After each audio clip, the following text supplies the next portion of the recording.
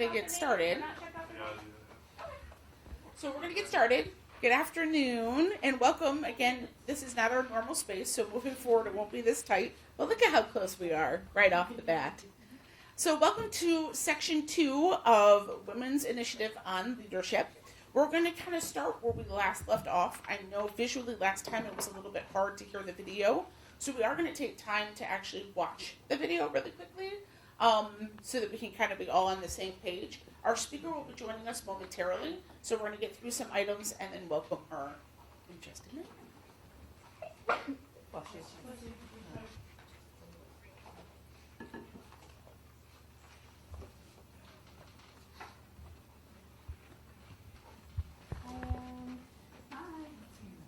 Okay, so I'm going to just give you some actions to do and just do the first thing that comes to mind.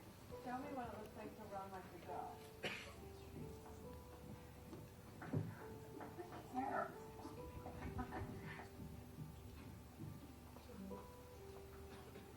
Show me what it looks like to fight like a girl.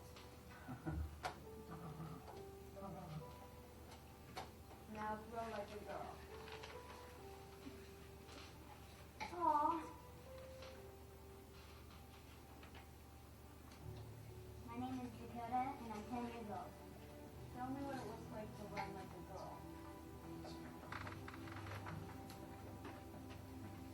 Throw like a girl. Fight like a girl. What does it mean to you when I say run like a girl? It means run fast as you can. So do you think you just insulted your sister? No. Yeah, I started growing, but not like this. Is like a girl a good thing? Actually, I don't know what it means. If it's a bad thing or a good thing. Sounds like a bad thing. Sounds like they're trying to humiliate someone. So when they're in that vulnerable time, between 10 and 12, how do you think it affects them when somebody uses like a girl as an insult? I think it definitely drops their self-confidence and really puts them down because during that time they're already trying to figure themselves out. And when somebody says you hit like a girl, it's like, well, what does that mean? Because they think they're a strong person. It's kind of like telling them that they're weak and they're not as good as. And what advice do you have to young girls who are told they run like a girl, hit like a girl, hit like a girl, hit like a girl? Keep doing it because it's working.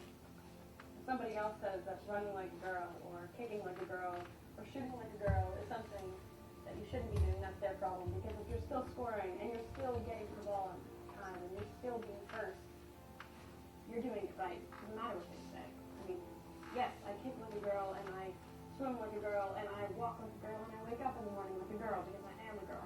And that's not something that I should be ashamed of. So I'm going to do it anyway. That's what they should do. If I asked you to run like a girl now, would you do it? I would run like myself. Would you like to actually do it?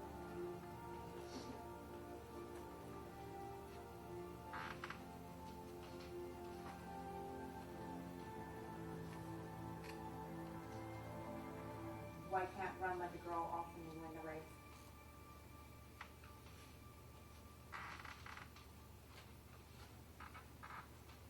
So as always, we like to thank Always for their video and their message. But now that you guys had a chance to really look at it in its entirety with a bit better sound, what are your thoughts, reactions? Have you experienced anything like that before? Yourself? Yes, Mary. I remember my youngest brother was a basketball player, and we always, on family holidays, we always had like a family ball game. And I remember my brothers teasing me and saying that I shot like a girl. Oh, really? Yeah. Those But exact words. Yeah, but it's not the arm thing, it's the leg thing. So I guess, girls lift up one of their legs when they shoot. It's kind of a girly thing. So when the crowd first was asked, run like a girl, I remember last time you guys kind of giggled a little bit, too, because you've heard it before, right? This was not the first time you heard it. This isn't a novel thing, right? What about the brother's face? Remember the little boy where she goes, well, do you think you just insulted your sister? And he goes, well, No, girls, yeah, but not my sister. Like, he couldn't make the delineation between the two. Seeing it a second time, did it hit and or resonate differently? How so? I had forgotten. Yeah. My son wrestles. Mm-hmm. He does a few level. And there are actually girls that at that level that go to these tournaments and wrestle right along with them. I'll never forget the first time he wrestled a girl. He got out there, was ready to go, and this girl comes up. He had no idea what to do with her. And he's like, what do I do? I'm like, wrestle. She's a girl. I'm like, if she's willing to do it, you go toe for toe with her. And he did, and he was like trying to be very careful. And Right? now, to him, if they can come on the mat and wrestle, he wrestles them. And I tell you, I've seen girls that totally impress me. Matter of fact, he's got 2 girls on his football team from modified. Really? Oh, that's great. Remember when they asked that same question to the girl that looked like she was probably about 10 and said, run like a girl, and what did they do? They ran fast. And then it was fight like a girl. She did it with all her might. And then a little girl, which I'm going to guess she was about 5, said, means run as fast as you can. And then they said, well, is like a girl like an insult? And the girl, honestly, did you see her face? She was stunned. She's like, I don't even know if it's a good thing or a bad thing. But then, really quickly, you saw the other side, the flip. So what goes on in that moment? Now, I kind of gave it away a little bit with puberty, and of course, we're not going to necessarily talk about the birds and the bees, but what happens specifically to females? They grow up, but things start changing. People's opinions matter. How they see themselves are different. What about like TV shows and things around them, family members are treating them differently, right? I still distinctly remember when I was 7, and I was like the world's biggest tomboy. I mean, if I didn't have dirt on me, it was not a good day. It just wasn't. Clearly, I was not trying hard enough. And I remember distinctly my neighbor like starting to act different when I would start coming over to play in the backyard, and it was very confusing. And nobody talked to me about this. There wasn't the whole, and by the way, something just shifted. I knew things were going on, but I was also the youngest in my family. And so for me, I thought, well, my brother is older and he seems to be fine. My sister's older, she seems to be fine. So the questions I was asking myself felt very isolated. It felt like it was only myself that was actually answering these questions, and I was the only one feeling this way. But in truth, on both men and women, something happens. But somehow we're not talking about that change. We just know a change has happened, right? Mm-hmm. And when it comes to self-worth and self-confidence, think about when that relates to leading others. If you don't feel that confident in yourself, and you don't feel like you have something of value to offer, when given an opportunity to lead others, do you feel like you have it?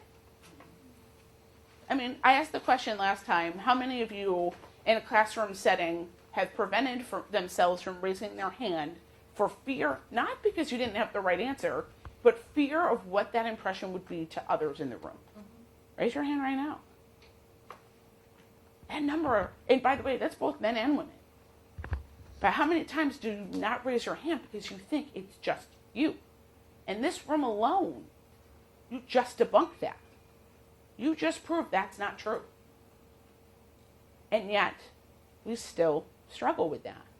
So, as a recap of last week, that's why it's so important to realize that before we can really get into the ins and outs of leadership in terms of leading others, we have to first accept ourselves where we are, find that value within ourselves, and know that that's okay.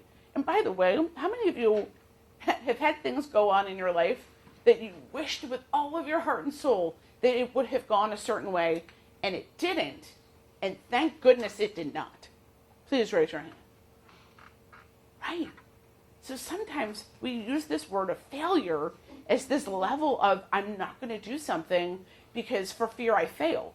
And yet all of you just raised your hand and knows the feeling between failing and, woo, thank goodness we did, right? So our next speaker that we have for you all who just joined us, I'm going to let her take a deep breath for just a quick second. is a fabulous individual. I'm going to actually hand it off to Andrea to do the welcome. But I can't stop smiling as soon as she entered the room. So I'm really excited for you all to meet her. So just 1 second as I switch over to give this to Andrea.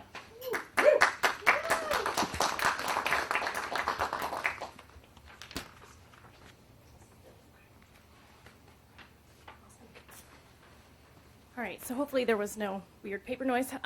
Doing my best. All right, so our next speaker, we are so excited to have Lauren Kolb with us today. She is one of our regulars to our program, and we're really, really happy that she joined us again this fall. So Lauren is a Senior Vice President and Senior Wealth Advisor with Tompkins Financial Advisors. She has extensive experience in management, marketing, and financial services, and was recognized as the 2013 recipient of the Arthur S. Hamlin Award, a corporate-wide recognition for performance excellence.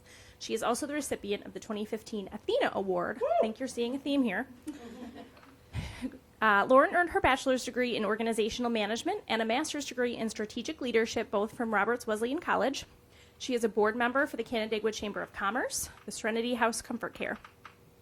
Kolb also volunteers for the Messenger Post Media Community Advisory Group, Ontario Yates Fund for Women and Children, Professional Women of the Finger Lakes, and the United Way of Ontario County. So the fact that she's even here today is amazing.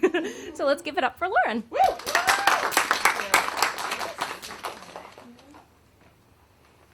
Hey, what's up? It's Friday. Let's see if I can get rid of my accoutrements and maybe do it the old-fashioned way, like we used to do in showbiz. Can everybody hear me okay? Is that receptive for you in audio? All right.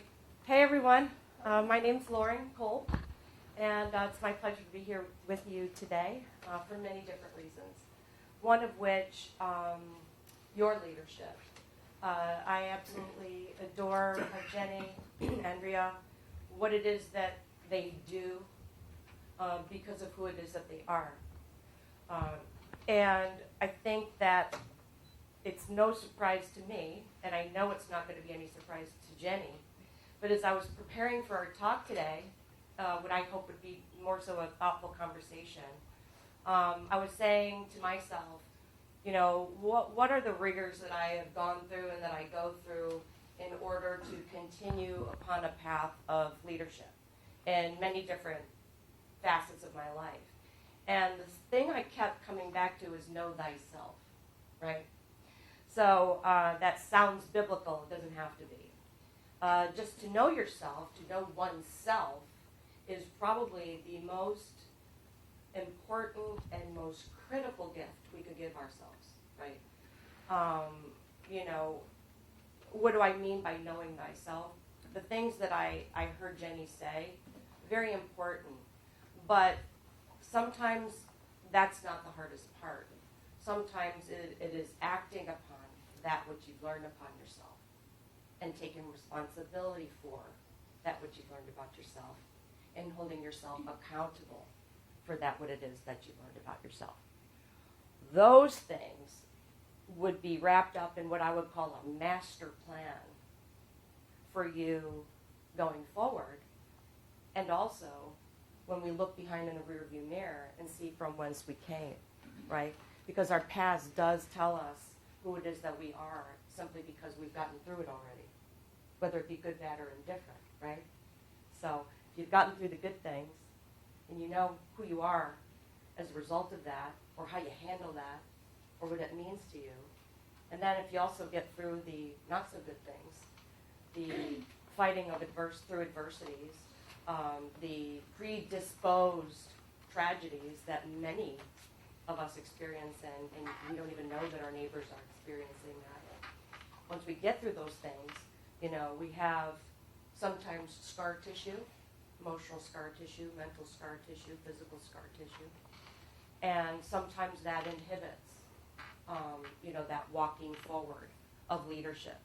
And if we don't start with ourselves, we can't possibly get to those around us, if that's what we want to do, right? So I go back to knowing thyself. It's about making a decision when it comes to leadership. So I made a decision. I didn't even know that that was the decision I made But at a very, very young age, I made a decision. I think I'm going to have to do this on my own. And it was a recurring theme with me. You know what? I think I'm going to have to do this on my own. Oh, you got to be kidding me. You mean I have to do this on my own again? Right. So that might be the trajectory of one's life. So if we don't understand how we're going to deal with those types of things, great things and things that aren't so great, then we're never going to know ourselves. And if we don't ever know ourselves, then we're never going to be able really to be what it is that we're meant to be, the best version of ourselves, which is primarily to be there for someone else. Right? That's what we're here for, to commune with others. So what does that mean relative to self-care? You know, I think self-care has become almost a buzz phrase, a catchphrase, and some people have very positive understanding of what that means, as well they should, and sometimes people poo-poo it. You know, like, oh, self-care, like it's like a California thing. It's not, right? It's about taking care of ourselves. It just happens to be a new little way to say it. So what I kind of wanted to share with you is my experience with and without self-care and how that affected me in my life and, more importantly, those around me, right? Because if we're not concerned about those around us and how we affect them, then we're probably going to keep working on our leadership capabilities, right? Because it's about helping people become the best version of themselves. And I think that that's where the satisfaction comes. I think that's where the gratification comes.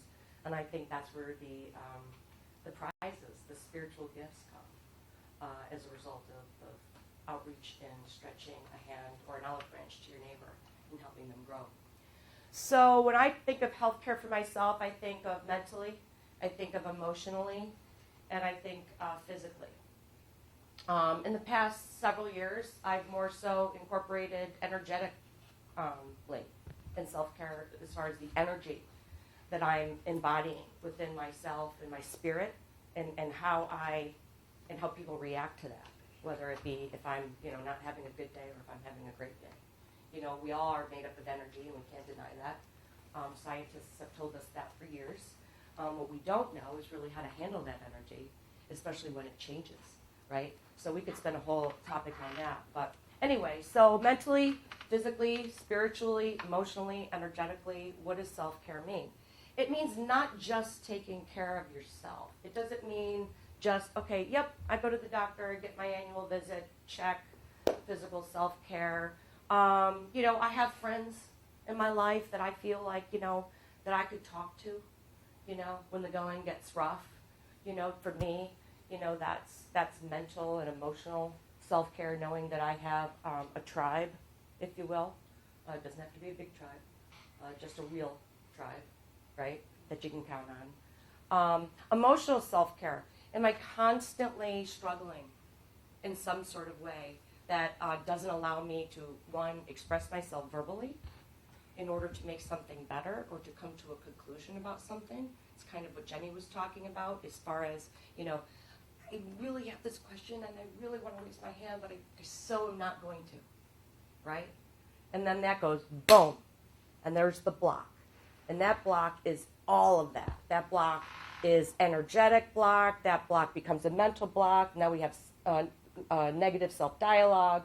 Then we get that pit in our stomach because anxiety is starting to occur because we know we should do something or we can do something and we don't want to because something's standing in our way. And that might be raising your hand in a classroom. That might be having a difficult conversation with a partner or a spouse or a friend. That might be how I choose to discipline my children or my animals. That might be a whole host of things, right? But when you feel that lump in your throat and that pit in your stomach and activity going on in between, that's a physical signal to you that there's a growth opportunity. It's like, woo, red flag, growth opportunity here. Am I going to, I always called those tough moments in my life.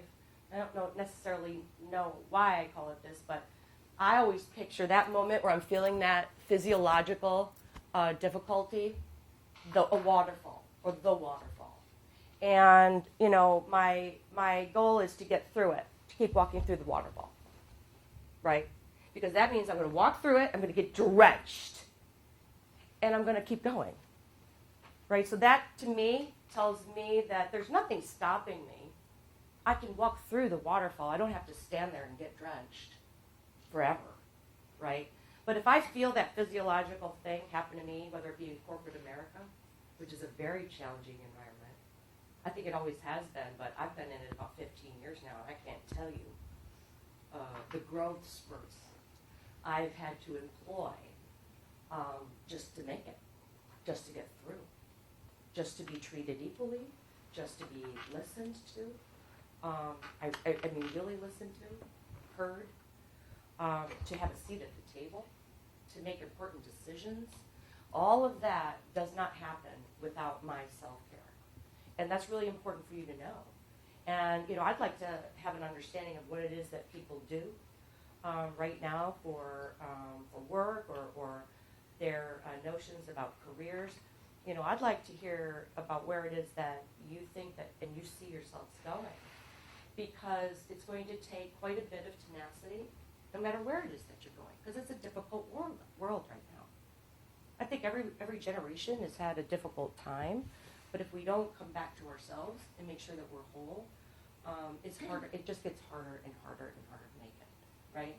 So when I talk about all those things, you know, how does that resonate with you? And can you synthesize that? Can you connect that with real life experiences, or is it just kind of, you know, esoteric and we're not really getting down and dirty with it? Because I want to get down and dirty with what it is that that we think that we can help each other with. So what are your ideas of self-care? How do y'all take care of yourselves?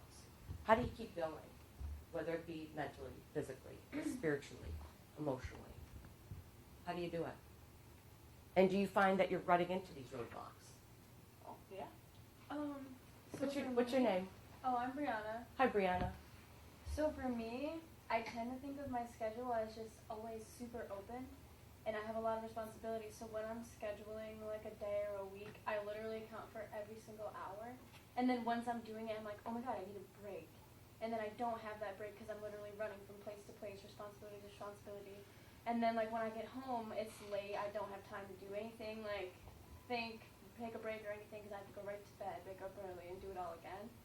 And so for me, it's like forcing myself to incorporate like 1 hour after an activity to just do nothing, to not be busy, to like recuperate with myself and just not have to think about the next stressful thing. Because sometimes I forget that like I don't have the whole free day like I think I do. I have to stop for a couple hours a day and just not do stuff.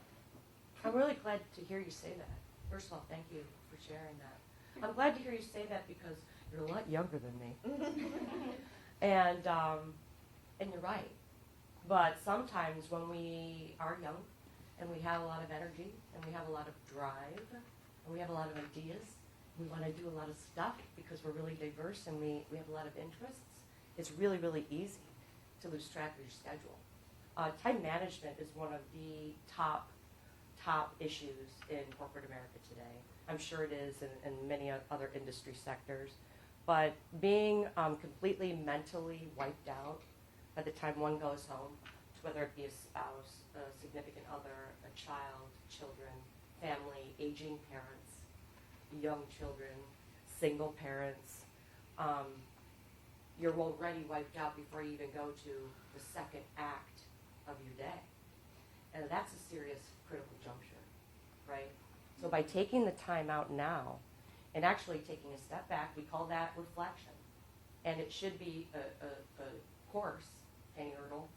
Okay, that's taught. We'll get on that. In classes soon. Right? You know, I graduated from Roberts Wesleyan College, you know, really incredible degrees, you know, very safe environment, and I learned about the power of reflection there through my leadership graduate work. And it's really, really important. It's not just fluff, but it's really, you gotta hold yourself accountable and spend your time wisely. Can I add to that a little bit? Please. Only because I know your story a little bit. Would you mind telling them, was that a recent graduation, or were you one that graduated right? Like you had that plan, you knew exactly what you Oh were doing. yeah, I'm like the model person, right? No, I went to college my conventional years for about, 4 minutes, maybe it was 6. Not sure, can't really remember. But it just didn't work out at that time for me. I was a professional dancer by the time I was 13 years old. I was working as a professional choreographer in upstate New York and the surrounding areas when I was 15 years old. I had a full teaching load after school and at night and on the weekends, 13, 14, 15 years old as far as being a dance teacher in town, and I could really have cared less about going to college.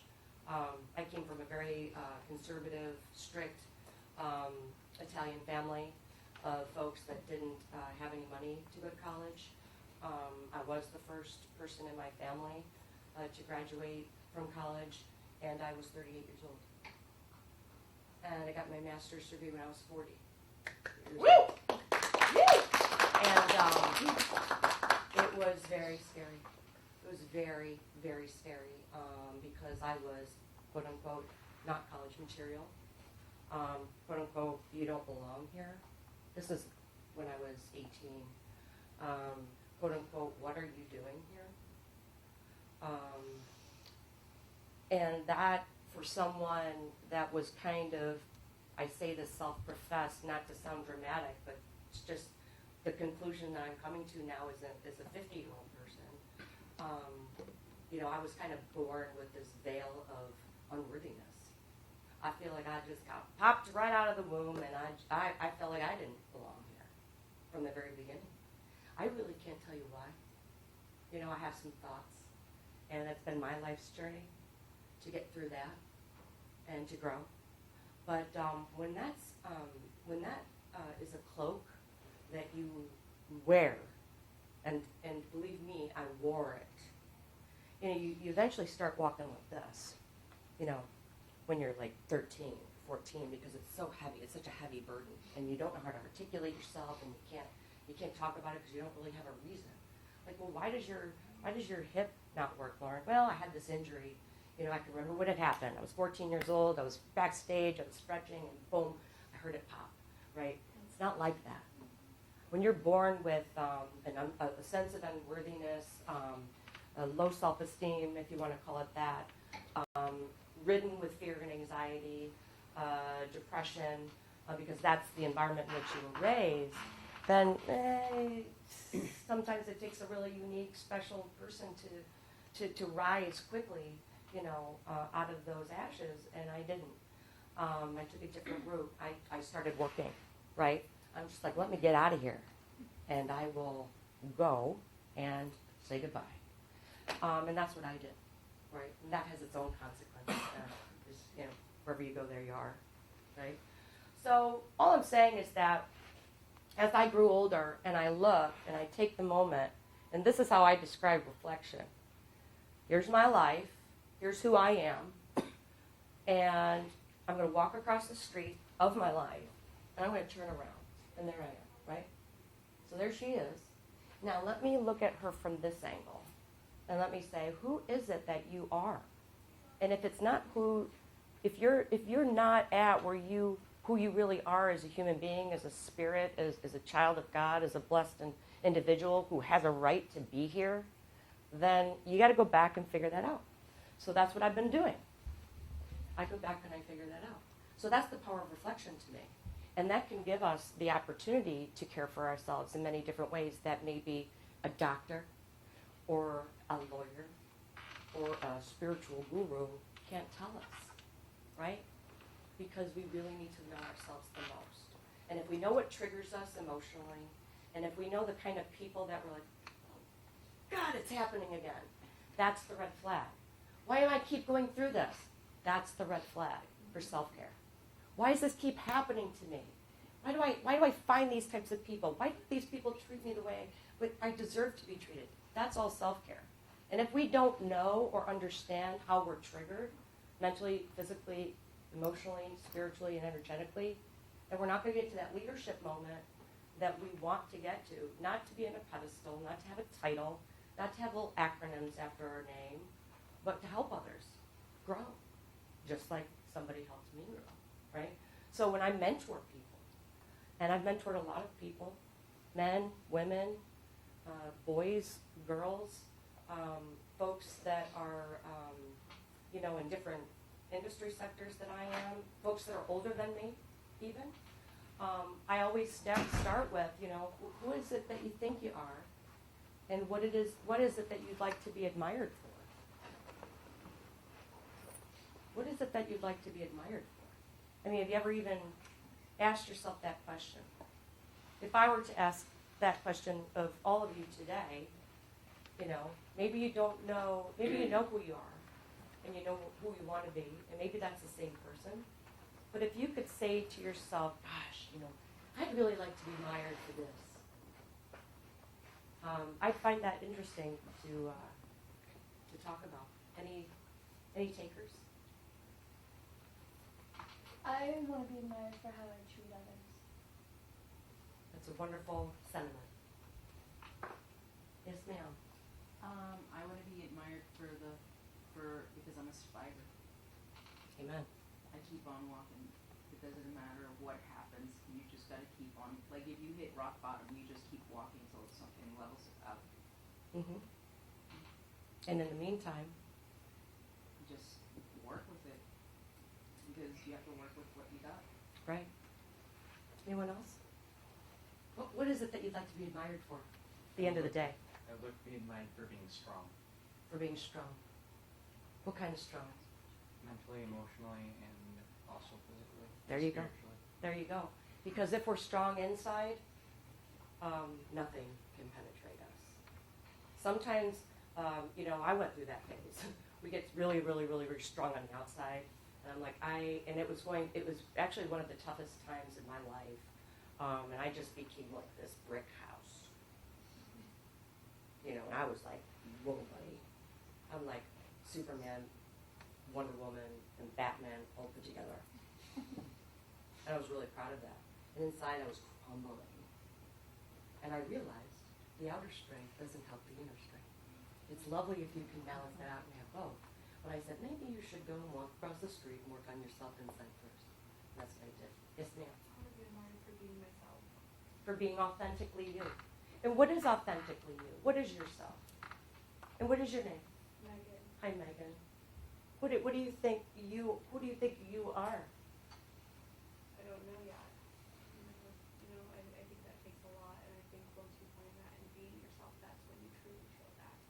And I think not everybody's there yet. Once you do find that, then you show your true self, and that's what I want to be admired for once I find myself. Wonderful. And in the meantime, if you don't know who it is that you are, which nobody, hopefully it's a lifelong journey, right? I mean, isn't that the beauty of getting older? We got to find some beauty in getting older. I know I do. We got to find some beauty in getting older, and I think it's that mental fortitude. I think it's the mental understanding of, you know what? If I go into Wegmans and I don't have any makeup on, and somebody's asking me, what's wrong? You look sick. Am I going to get all resentful and mad and stuff like I used to? Like, what do you mean what's sick? I just don't have makeup on. Can I go there without having makeup on? All defensive and resentful. I'm still like that. But what I say to myself is that that's being me, is that I can't have it both ways. I can't want to be me and not expect others to have some sort of other opinion. I think the beauty is that if we don't pretend to be someone else, and only you know that, then you're already being you. Then you're already who you want to be admired for. Yes? I want to be admired for leadership. Leadership. What kind of style do you think your leadership is going to embody? I think my style of leadership will require people seeing more role models, seeing people that want to see how to follow and want to be like, entitled, looking at like what I entail and what they want to achieve going Nice. forward. Nice. So you just want to help people become Better people. better people. I wish Yeah. everybody wanted that. And not wearing makeup, doesn't mean that you're old. It means you have beauty marks. Oh, let's give this one a round of applause. Thank you.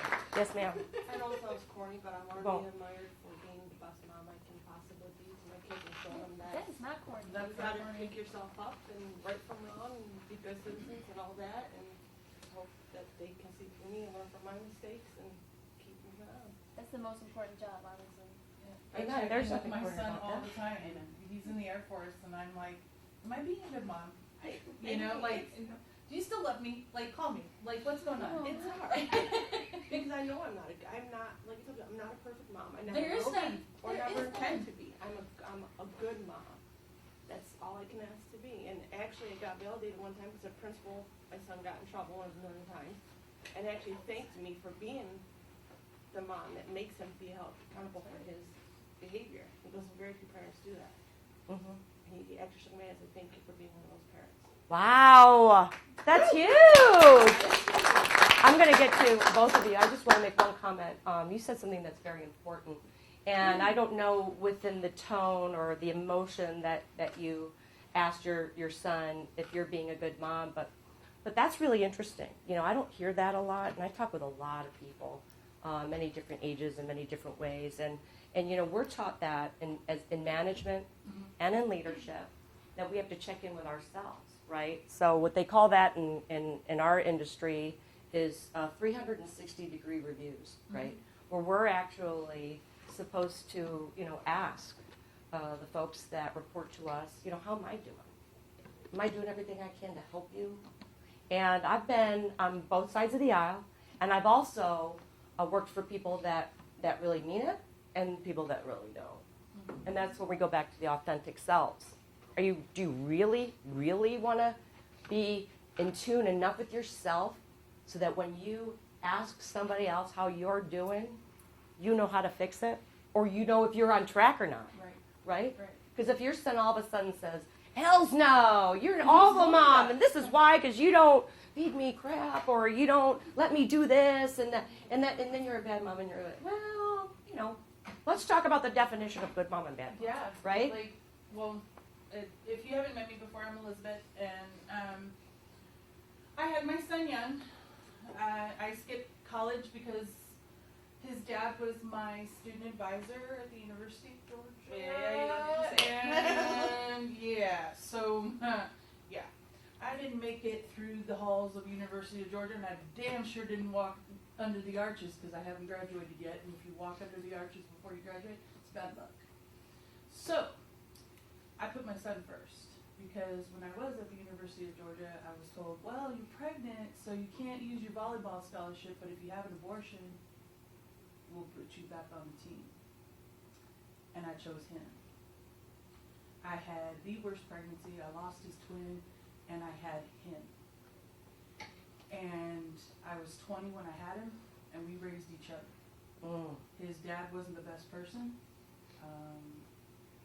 He was quite abusive. I survived his father's stuff, and at 25, I just told this to somebody the other day, I want you, if you ever feel like somebody's hurting you, I want you to come and see me and I will help you, because I damn sure don't want to go to your funeral.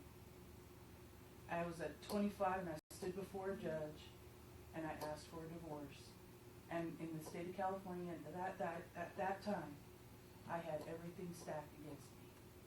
And I looked at that judge and I told him, if he lays another hand on me, you're going to give me my divorce or you will see me with a murder charge. And that judge gave me my divorce. And I raised my son as best I could as a single mom. I didn't have access to cash aid, food stamps, anything like that. I worked 3 jobs. I worked at night scrubbing toilets. I helped my mom go through breast cancer at the same time. Shortly after, the month before my divorce was finalized, we had 9/11. And his dad was technically still in the military, and we were still legally married. So I was bound to that man for another 30 days, still wondering, is he going to get off that boat and take my baby away from me? And I made it through all that, and I'm still not a perfect person. I'm still not a perfect mom. Every day, I wonder, did I do the right thing? And then I think, he's 24 years old. He's lived in Texas, Virginia, New Jersey, Africa. He's been to Germany. He's been to Italy. He's been to places that I couldn't offer that to him as a mom. It was the hardest thing in my life to watch him grow and get bullied. And I had made the choice to drop out of college a second time, leave my LVN program, and become a state nurse working in a psych tech ward of a prison in the state of California. And the worst phone call I got was that he was assaulted after school. And when I made it to the children's hospital, he looked at me and he says, Mom, I don't want to live with you anymore. I want to live with my dad. And that cut me so deep.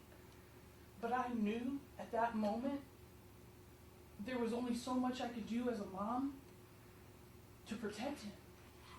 There was so much I could do with law enforcement to protect him. There was so much I could do with the school district to protect him.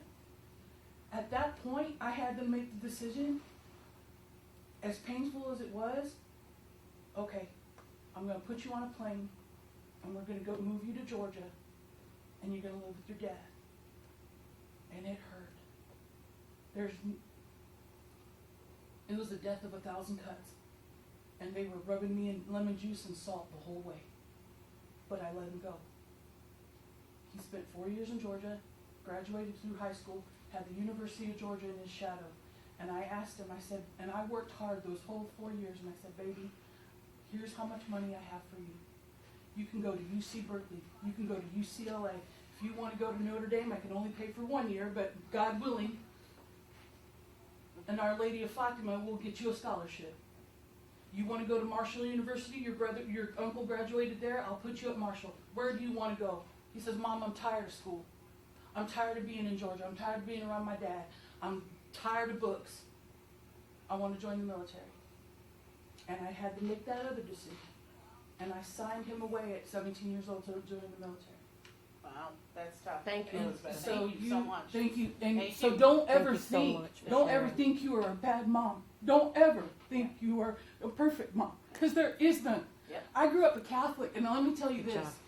the last perfect mother there was, she cried at the feet of her son as he was crucified. So don't ever think that you're not good enough to anyone else, because you are. Thank you, Elizabeth. We Thank you, appreciate your Elizabeth. sharing. I want to make sure we get a couple of hands that were raised. What's your name? Lex. Hi, Lex. Do you want to share?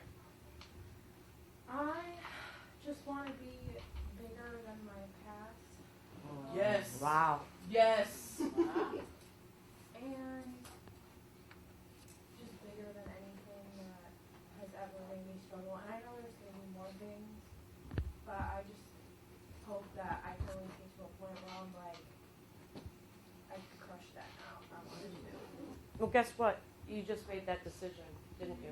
Right here, right now. You just made that decision, and we're all bearing witness to that. And you just declared that, Lex, and you will be bigger.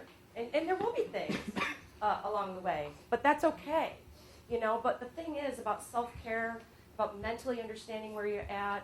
You know, again, I'm using all these descriptive images today. You are. We're just like channeling through me. So, you know, here's another one for you. Do with it what you will. Yeah. But every time I need to make a decision, you know, I think to myself, well, is it safe to step forward? And what I mean by that is, anybody like grew up on a river? Anybody go river walking? Mm-hmm.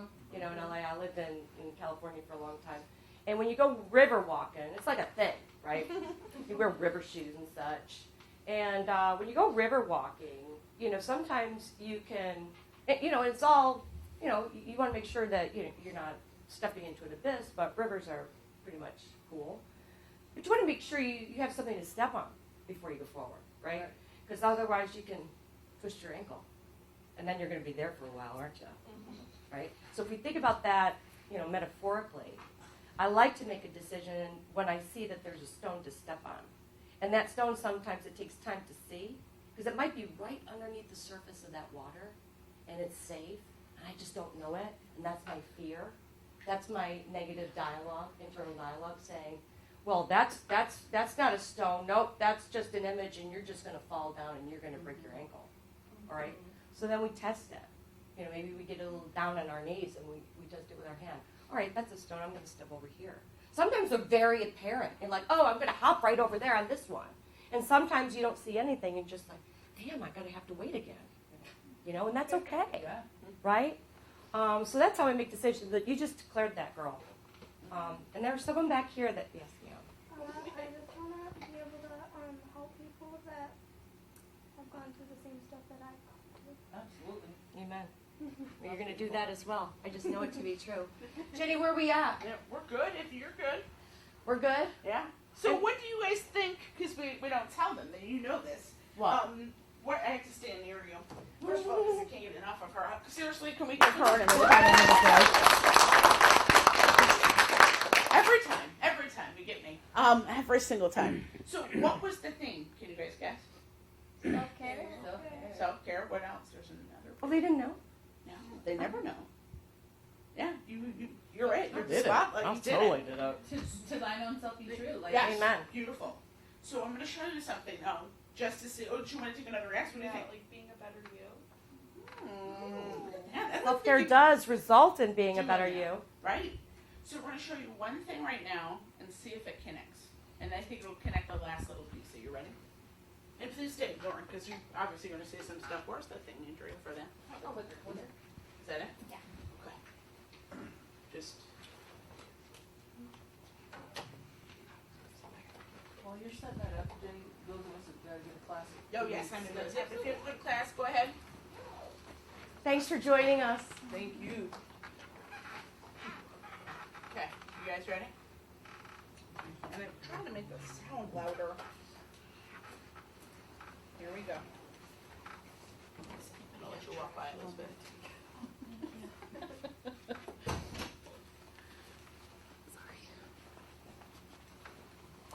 Professor began her class by holding up a bottle of water. She asked the students, how much do you think this bottle weighs? 1 pound, 2 pounds, 3 pounds, the students answered. And then she said, imagine I hold this bottle like this for a few minutes. What do you think would happen? One of the students shouted, nothing.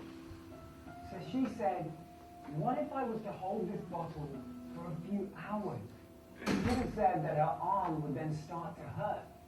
So she asked again, and what if I was to hold this bottle for 24 hours? They said you would be in extreme pain, your arm could fall off or be totally aching. The professor then said, notice the weight of the bottle didn't change during that time at all. The only thing that changed was the length of time I was holding it. She said this bottle represents our challenges, our problems, our worries, our stress and anxiety, and it shows that the longer we hold on to them, the more damage and harm they can cause us. Your peace is more important than driving yourself crazy, trying to understand why something happened the way it did. Let it go. As Eckhart Tolle said, sometimes letting things go is an act of far greater power than defending or hanging on. We don't let it go because we think we can control it. If a person shows you their true colors, don't waste your energy trying to repaint them. If a situation isn't serving you or growing you, don't try to control it. Let it go. Stop wasting energy on people who make you feel like you are hard to love. One of the best moments in life is finding the courage to let go of what you cannot change. It's not holding on that's the issue. It's what we're holding on to. We can either hold on to things that weigh us down or lift us up. Sometimes the weight we want to lose isn't on our body.